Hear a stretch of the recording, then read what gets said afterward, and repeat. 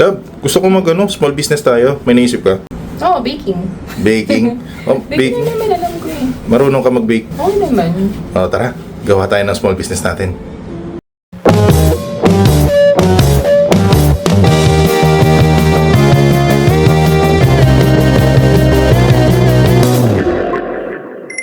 So, love, kamusta naman yung pagbe-baking mo? Kailan ka nag-start mag-baking? Nag-start ako during the pandemic. Kasi, diba, ang nangyari kasi ng pandemic is bawal talaga lumabas. Technically, dun, sa workplace ko kasi, love, possible yung ma-dissolve yung account. Ako kasi dati, nagkaka-anxiety ako. Siyempre, iisipin mo kung may work ka pa ba kinabukasan, ganun. Kasi may mga ka-work kasi kami sa ibang bansa na na-lay off. So, siyempre, sa takot ko na parang, baka mamaya, the next day, malaman ko na lang, wala na akong... So, during yung TikTok, di ba nauso yung TikTok ng pandemic? So, ang nangyari, may mga nakikita ko nagbe-bake. Nagpapasahan kami ng video ni Kuya na, uy, gawin natin to, ganyan. So, sabi ko, sige nga, start ko nga. Baka sakaling mawala yung pag-overthink ko. Magkano bentahan yun nun, love? Pagkakaalala ko, 150 din per loaf, ganyan. Banana. Tapos doon nag-start. Pero na-stop ko kasi siya kasi nung December, may other opportunity sa akin sa corporate world. So, na-promote ako. Kailangan ko muna doon mag-focus. Parang na-miss ko din mag-bake kasi kapag na-start mo na, hanap-hanapin mo.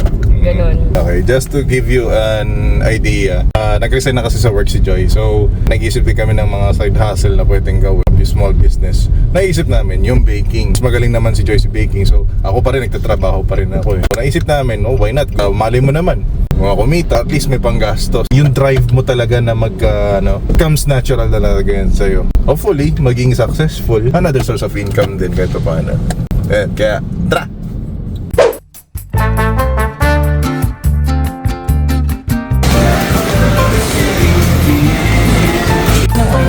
Gaya ng oil. Para saan yung lagay na yan? Vegetable oil. Vegetable oil. Dapat yung maganda design. Oh yan, okay. Oh, maganda. Meron mas darker pa siguro. Yung darker na yan. Okay, compare dito na. Ay, sorry. Dalawa. Mas okay ito. Dalawa. 69. 69. 69.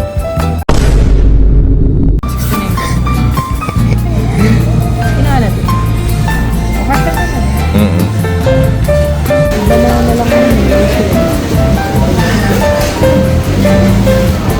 Laway choco. Hanapin pa natin. Pili ka lang dyan.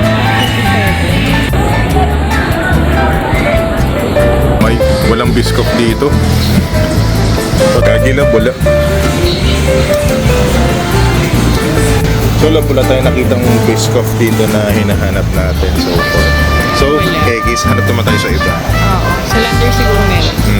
Following day. So, naghanap tayo ng biscuit ngayon kaso wala nga sa SM dito malapit sa atin. So, papunta naman tayo na Landers. Titig natin kung meron doon. Yes, dalawa na yan. At least nakahanap din tayo dito sa Landers, no? What's up mga Baksa? Dito na kami sa bahay. So, nag-asikaso na kami ng mga orders ngayon. Tara love, ilan yung mga orders natin ngayon na gagawin natin? Marami tayong banana loaf tsaka chocolate chip. Chocolate chips. So, kadalasan ang mabenta sa atin is chocolate chips na. Susunod na rin yung banana. Okay, so, papakita namin sa inyo guys kung paano kami mag-prep.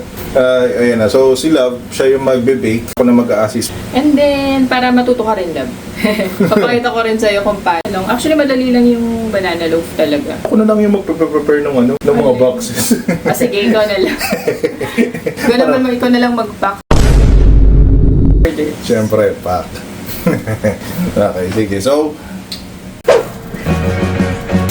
tayo na gloves para di naman tayo dumi. So, kailangan natin i-weigh ang cutting dough. ilang grams lang? It's around 55.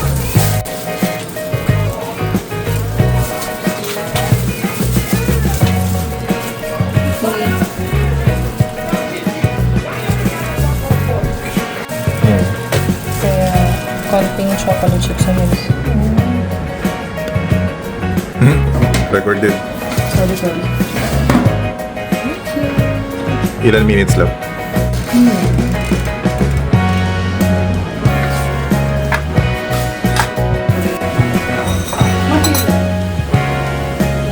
Check. Sabi wala man akong gusto kumain. Oy, nagugusto ko na. Alam mo yan, OC ako lang. So ayun guys, pag habang nagpo-prepare si Love ng mga i-bake, ako naman sikasuhin ko naman yung mga stickers namin tsaka yung lalagayan namin ng mga i-bake namin.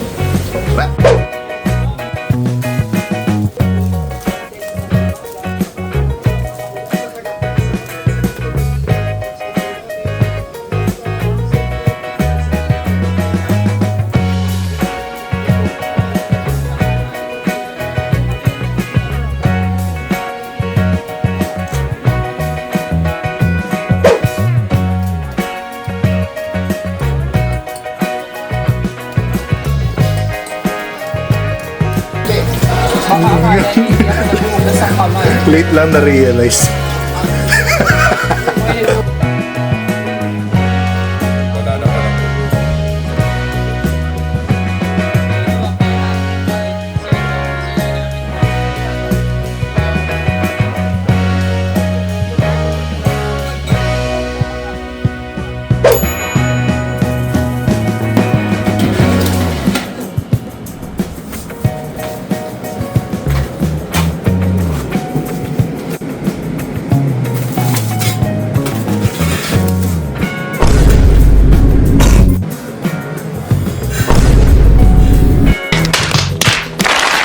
So may nalaglag na isang cookie, so sayang naman. Dahil dyan, pakainin ko lang ito isang cookie. Ito dapat yung cookie na hulog yung cookie. Dapat kakainin dapat, sayang naman. Perfect. Wow. Gawin mo sa recipe na hulog. Kaya na tayo ng kape, love. Sarap sa coffee yan, hindi masyado matamis. Kaya ako yung coffee din natin masarap din mo eh. Guys, pinilagay ng coffee namin. Oo nga. Okay na.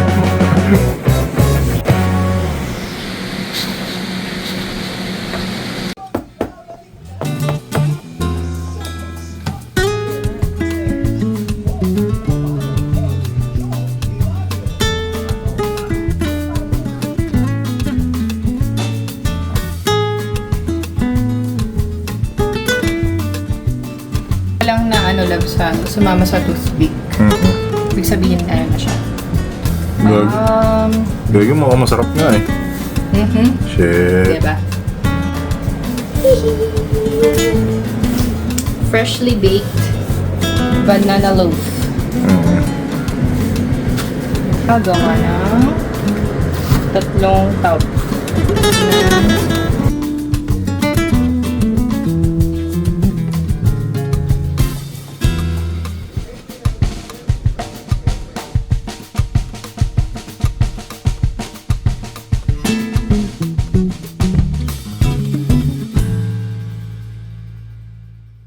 So guys, nandito na nga ako sa NKTI. So ready na ako mag-deliver ng namin, ng mga orders namin sa mga kasamahan ko, sa mga ka-duty ko. So hopefully magustuhan nila. Good reviews din sana. Magustuhan sana nila yung cookies. Yan nandyan lahat Diyan yung mga cookies, ready na.